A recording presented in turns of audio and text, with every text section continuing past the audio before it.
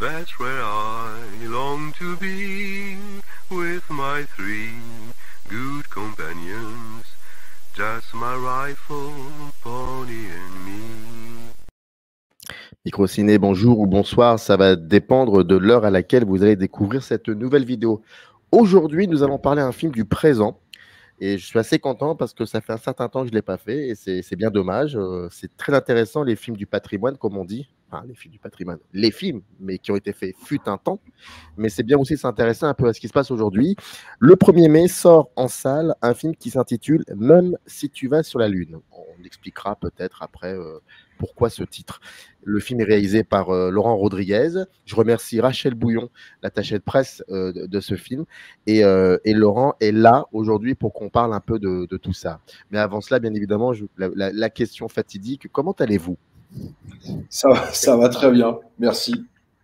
Alors, la question fatigue parce que le film, vous ne l'avez pas fait en 2 ans. Ça a été un grand travail. Donc, la question, c'est est-ce que vous êtes, j'imagine, vous êtes soulagé qu'enfin ce film va être distribué dans quelques salles? Bah oui, ça a été un long chemin en fait entre vraiment quand j'ai eu le déclic, j'ai su que ça faisait un moment que je m'intéressais à ce genre de sujet. Mais quand j'ai vraiment su que j'allais commencer le tournage avec des étudiants à Paris 1, c'était il y a 8 ans. Donc en fait, ça a été très très long. Ouais. Donc oui, c'est même un peu étrange. En fait, je me suis habitué à ce que ce film fasse partie de mon quotidien, de ma vie, de mon horizon même, puisqu'à chaque fois, c'était aller d'étape en étape, essayer de réussir quelque chose, essayer de trouver de l'argent pour continuer, essayer voilà, toutes les étapes de fabrication d'un film. Et là, c'est curieux comme moment, effectivement. On a fait quelques avant-premières, on a de commencer à le montrer, puis de savoir que c'est arrivé au bout. C'est étrange comme sentiment. Alors, moi, je déteste, je ne sais pas raconter des histoires, donc je préfère lire le synopsis qui se trouve dans le dossier de presse pour qu'on ait un aperçu. Comme ça, je ne me trompe pas. Et c'est très simple. Sarah, Hassan, Gate et Kerry ont une vingtaine d'années. Ils sont étudiants à Paris. Ils sont arrivés de Syrie, donc il y a 6 ans. Ils ont le statut de réfugiés. Et dans la maison de campagne de leur ami, mais aussi professeur à l'université Paris 1, Emmanuel, on va en parler, ils se souviennent de leur vie d'avant, du voyage, des débuts de leur nouvelle vie en France. Et il y a 2 questions. Sont-ils toujours ceux qu'ils étaient en Syrie ou se sont-ils réinventés avec l'exil? Et ce que je trouve particulièrement intéressant, c'est que les 2 questions sont posées, certes, mais qu'il y a un moment, vous sortez, enfin, vous éloignez un moment de ces 2 questions. Et est-ce que c'est aussi le fait que ce film s'est fait sur plusieurs années? Alors, je ne sais pas si je m'éloigne de ces questions. En fait, ces questions, comment dire, c'est ce qui m'a guidé tout le long. En fait, c'est-à-dire que vraiment la question que j'avais en commençant ce film, c'est celle de l'influence de l'exil sur l'identité. C'est-à-dire que moi, c'est mon père qui a dû fuir l'Espagne et la dictature à l'époque. Et ça, moi, j'en ressens encore les effets de cette histoire. Et donc je sais pas si je m'en suis éloigné, mais ce qui est sûr, c'est que d'avoir fait le film aussi longtemps, ça m'a permis d'aller beaucoup plus loin. Si ça avait été, comment dire, plus classique et que peut-être j'ai passé moins de temps avec eux et à faire ce film, je pense que j'aurais pas été aussi loin dans cette réflexion, mais et donc, en fait, non, c'est Sarah, enfin, je veux pas révéler la fin du film, mais Sarah, elle formule ça assez bien, en fait. C'est-à-dire qu'il y a il y a plein d'étapes pour eux. Et humainement, c'était assez fort d'assister à ça, à cette évolution au long de plusieurs années, en réalité, quoi. Mais moi, j'ai pas l'impression de m'être éloigné de ces questions. Je trouve qu'elles sont au cœur du film. En Est-ce fait, que je me suis mal exprimé, j'en suis vraiment désolé. C'est en fait dans la manière que vous avez de les voir, de les questionner, de travailler aussi votre mise en scène. On n'est pas forcément dans ces 2 questions. Parfois, peuvent apporter dans certains films une forme de comment dire, de mise en scène un petit peu discursive, c'est-à-dire quelque chose où on s'intéresse moins au cinéma et beaucoup plus à un état de société. Et je trouve que vous utilisez seul le cinéma, à ce que je vois en tout cas, seul le cinéma peut vous aider à comprendre cet exil, à comprendre ces personnages-là et surtout, pour le coup, à vous comprendre vous de par votre histoire personnelle. C'est ça où je voulais en venir.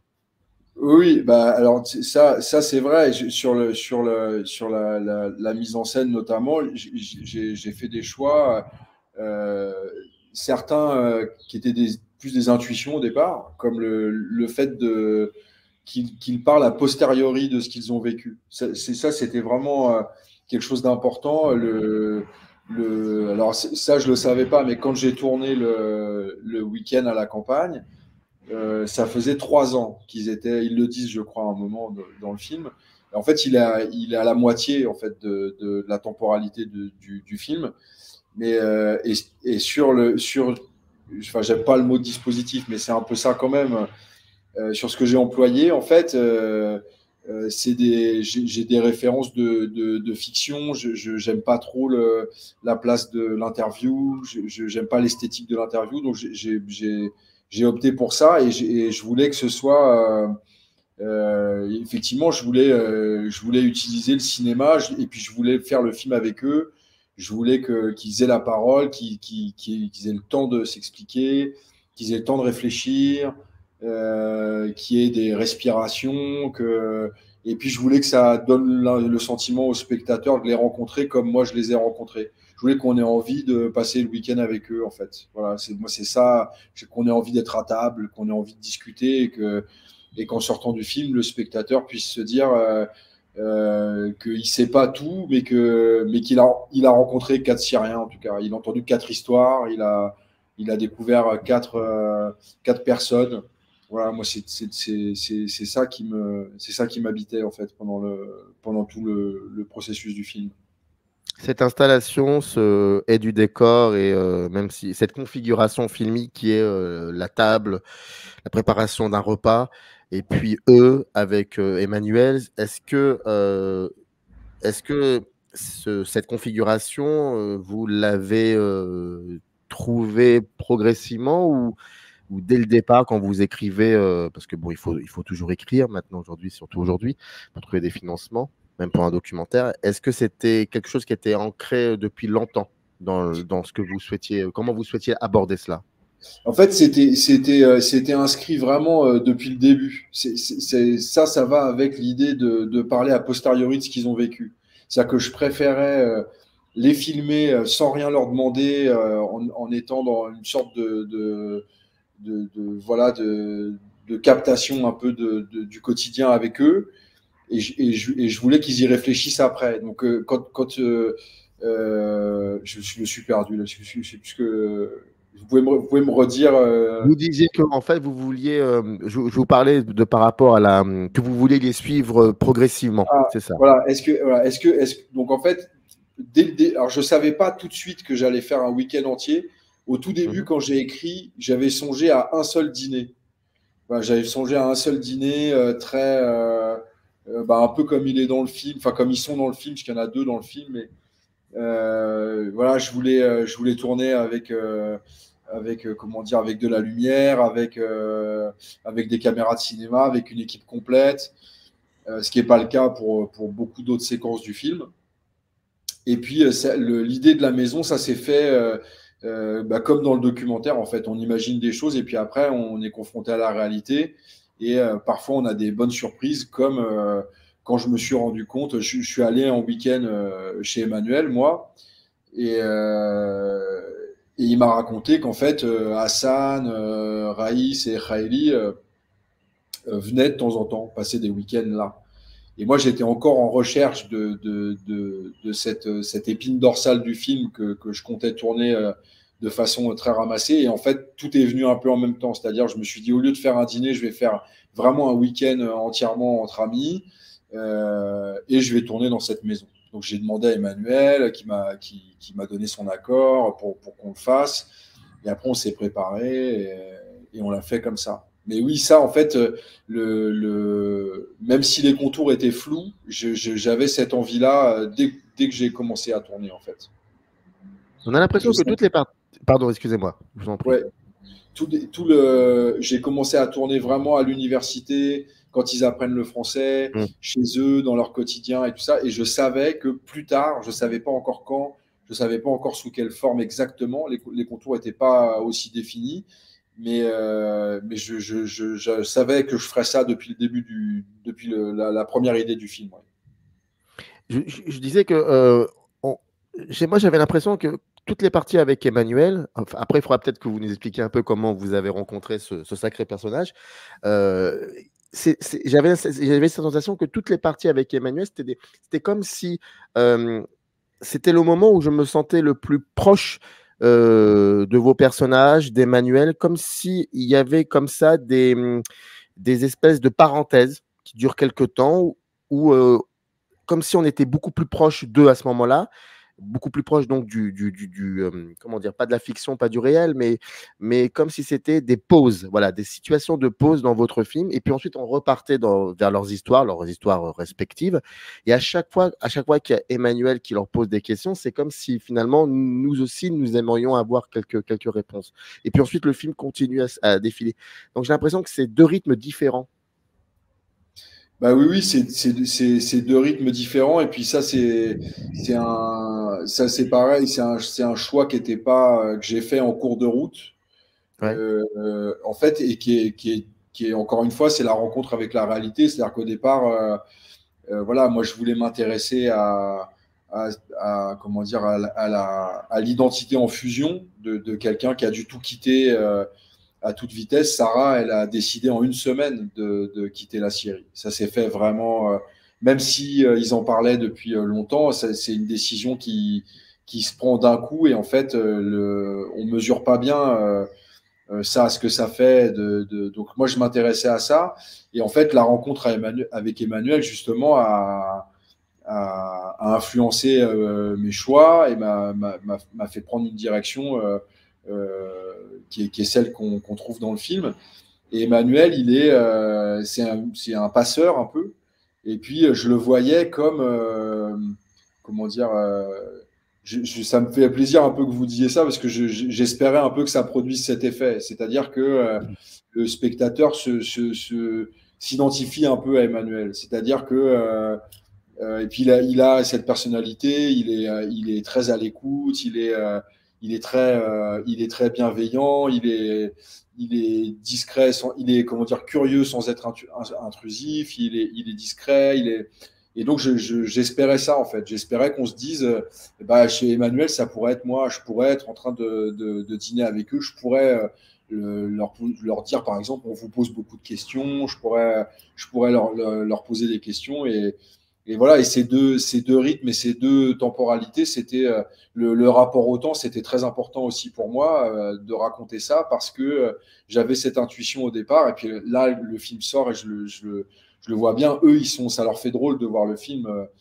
Sarah, par exemple, dit qu'elle est plus du tout d'accord aujourd'hui avec ce qu'elle dit dans le film, et il y a il y a toute cette évolution que je voulais montrer.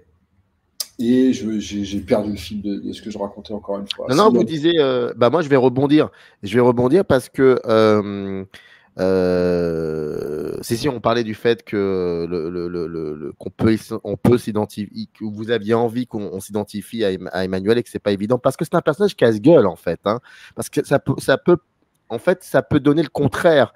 Ce genre, je vais être sincère, ça peut être genre le personnage, l'occidental, qui a une manière de voir les choses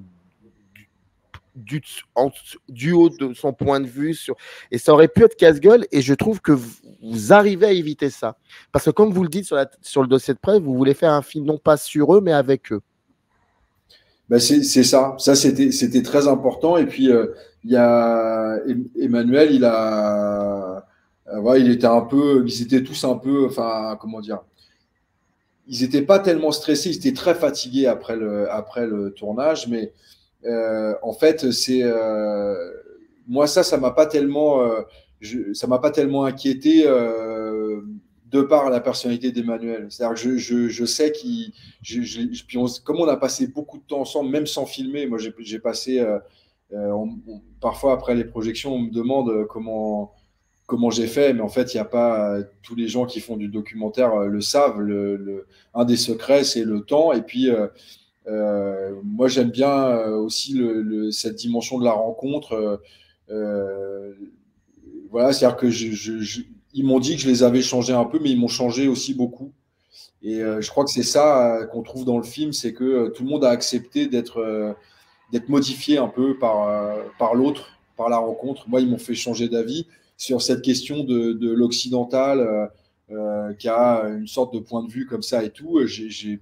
Moi, avec toutes mes bonnes intentions, ça m'est arrivé pendant le tournage de me prendre des claques un peu parce que effectivement, je peux raconter un exemple. Hassan, il a mis beaucoup de temps à avoir le statut de réfugié pour des problèmes administratifs principalement. Il est tombé dans une sorte de trappe, donc il a dû recommencer. Enfin, ça lui a pris beaucoup de temps. Et je le filmais, c'est pas dans le film, donc c'est un peu des coulisses que je raconte, mais je trouve que c'est intéressant quand même. Je l'ai filmé le jour où il est allé chercher le recommandé de l'OFPRA, où il y avait la décision. Est-ce qu'il allait avoir le statut de réfugié ou pas? Et je voulais filmer ça, voilà, donc je l'ai filmé. Et je lui demande, en fait, avant de tourner, je lui dis comment tu te sens? Et en fait, il me dit, de toute façon, il y aura du négatif. Et en fait, moi, en bon français, je lui dis, mais comment ça? Il me dit, bah oui, soit je suis débouté du droit d'asile et c'est la catastrophe, je ne sais pas ce qui va m'arriver, soit j'ai la protection subsidiaire et il faudra que je renouvelle mon titre de séjour tous les ans et j'aurai toujours un rapport compliqué avec les papiers, soit j'ai le statut de réfugié et j'ai une carte de séjour de 10 ans et j'aurai plus jamais le droit de retourner en Syrie. Ça va couper ma vie en deux avec juste un papier. Et en fait, je ne m'étais pas rendu compte du tout de cette dimension-là, en fait. Et il y a eu, voilà, ça c'est un exemple assez fort pour moi. Je me suis senti un peu, je sais pas honteux, mais je me suis senti un peu bête, voilà, de ne pas y avoir pensé moi-même à cette dimension-là. Mais c'est vrai que je pense que beaucoup l'ignorent, et moi je l'ignorais en fait, que sur les papiers, il est écrit noir sur blanc que tout contact avec l'ambassade de Syrie, avec la Syrie, met en péril le statut de réfugié. Et il y a une logique là-dedans. Ils sont sous la protection de la France. Donc, si la France leur accorde sa protection, c'est qu'elle reconnaît le danger qu'ils couraient dans leur pays. Et donc, il ne faut pas qu'ils se mettent en danger eux-mêmes. Mais humainement, individuellement, c'est un événement difficile. Et donc, ça, faire le film avec eux, c'était aussi une façon justement d'éviter cet écueil et voilà, moi, ça m'intéressait beaucoup plus leur subjectivité que, je sais pas, moi, que vous avez parlé de films discursifs que d'avoir justement de faire un film avec un discours. Voilà, je préférais beaucoup plus leur façon de ressentir et de vivre les choses que d'essayer d'établir ou de démontrer je sais pas quoi, en fait. Il y a un moment lors du repas, je crois que c'est au tout début, l'un des personnages dit, quand on commence à parler de nous, de notre expérience de la Syrie, et ben, j'ai toujours peur aux Français, à qui je parle de ça, qu'ils pensent, je crois que c'est, ah, bref, c'est comme si en fait ils vont croire que ce que je dis représente toute la Syrie. Oui, ouais, c'est Khaeli qui dit ça à Sarah. Ça. Il dit si tu dis à un Français, oui, Bachar est un dictateur, tu as répondu pour tous les Syriens à un Français. Et oui, ça, c'est des sujets, effectivement. Alors, Khaeli, lui, il est très aux prises avec ça parce qu'il rappe en arabe. Et en plus, c'est de l'arabe, comment dire, c'est l'arabe littéraire qui est parlé dans certains pays, pas dans tous. Enfin, il y a Hassan qui le dit à un moment aussi dans le film que lui, il est capable de comprendre à peu près des gens du Maghreb, mais que la réciproque n'est pas vraie. Voilà, donc Khaeli rappe en arabe, mais moi, je suis à ses concerts, il y a un petit extrait dans le film, à ses concerts, il y a des gens qui viennent du Liban, de Jordanie, éventuellement d'autres Syriens en exil comme lui. Mais par exemple, son rap parle pas beaucoup à des Marocains, des Algériens ou des Tunisiens, parce que c'est pas la même langue. Et effectivement, ce décalage qu'il y a entre ce que eux ressentent vis-à-vis du pays qu'ils ont quitté et l'image qu'en est donnée en France, ça, voilà. Enfin, j'en ai reparlé avec eux récemment. Il est très probable qu'ils en aient jamais fini avec ça. C'est-à-dire que ça fait partie de la dualité qui est en eux maintenant. Et puis en plus, le temps passant, il y a la Syrie, pour eux, elle s'est arrêtée à une certaine date quand ils sont partis. Elle a continué. Et effectivement, il y a une sorte de divergence comme ça qui se fait entre la personne et le pays qu'ils ont quitté et la personne qu'ils construisent ici en France. Aujourd'hui, par rapport, alors, si je me trompe pas, vous disiez que par exemple Sarah aujourd'hui contredit la Sarah d'il y a 6 ans en voyant le film. Qu'est-ce qu'il en est des autres acteurs du film aussi? Alors en fait, ouais, Sarah, elle a dit ça après une projection. Les autres, ils sont. Alors, je sais pas bien en fait par rapport à ce qu'ils ont dit. Enfin, en fait, ils ont beaucoup évolué. C'est-à-dire qu'ils sont.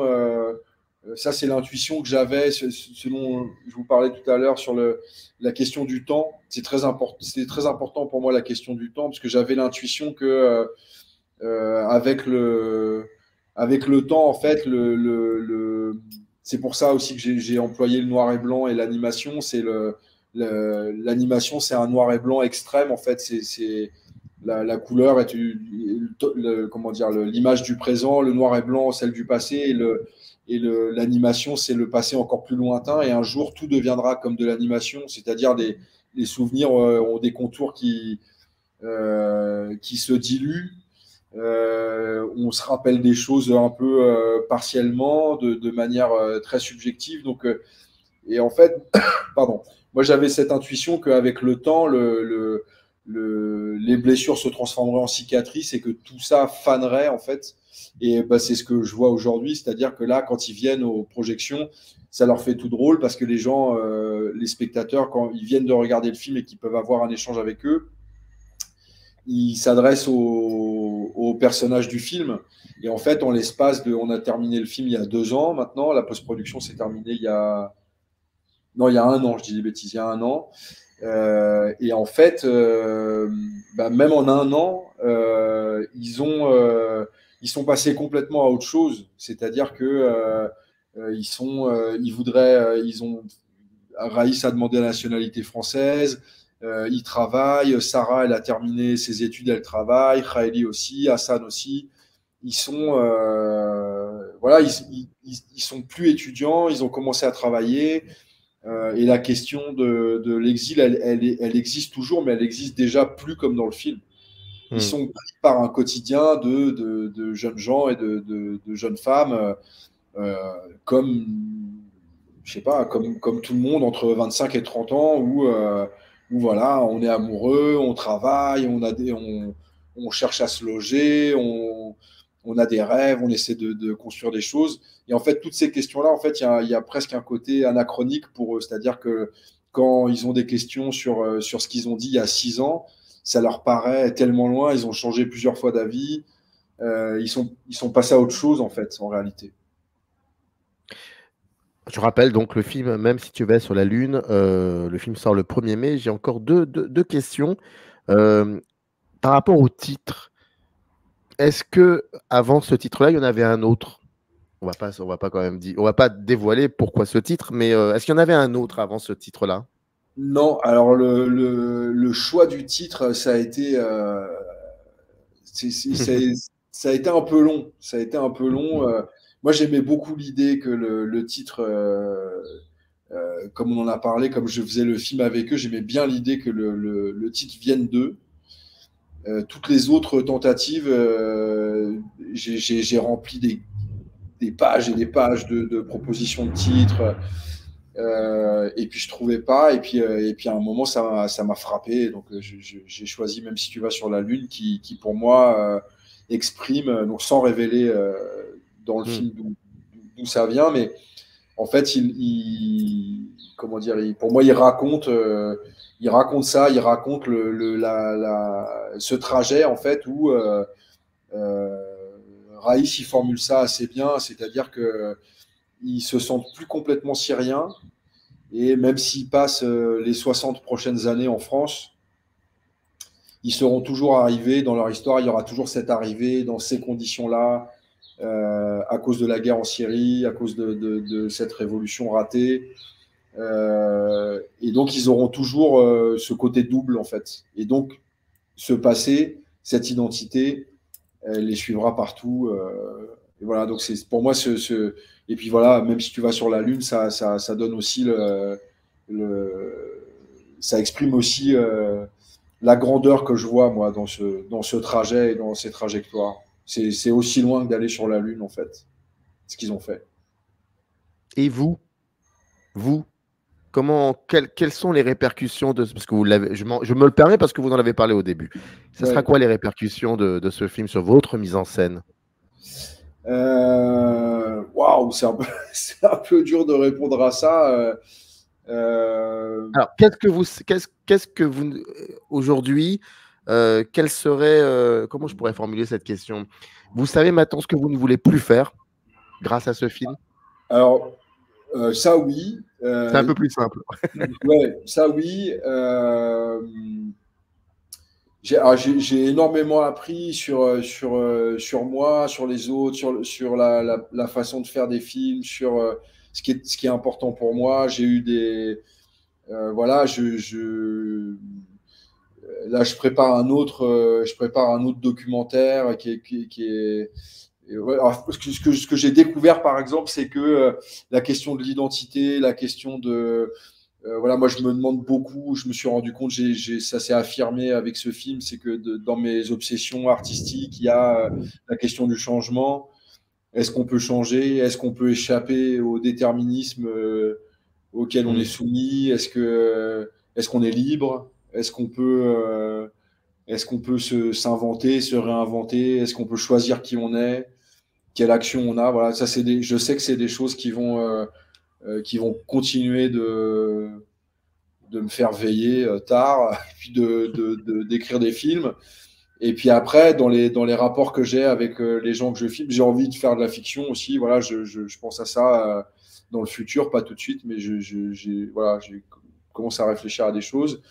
Et puis voilà, les personnages de mon prochain film, par exemple, je pense beaucoup à ce que j'ai vécu avec Sarah, Hassan et Raïs et Khaeli. Et c'est notamment que c'est très difficile, peut-être même c'est impossible de se mettre à la place de l'autre. Voilà, moi j'ai appris ça beaucoup. Et en fait, pour paraphraser un peu Yannick Enel, comme c'est impossible, nous y sommes tenus, nous qui essayons de faire des films. Même si tu vas sur la Lune, le film sort le 1er mai. Et Laurent Rodriguez, l'auteur du film, était là pour nous en parler. Et je n'en suis vraiment reconnaissant. Allez voir ce film. N'hésitez pas à mettre des commentaires, c'est important. Et puis encore merci Laurent et bon courage pour la suite, comme on dit. Merci beaucoup. Merci beaucoup. À très vite, générique. À bientôt.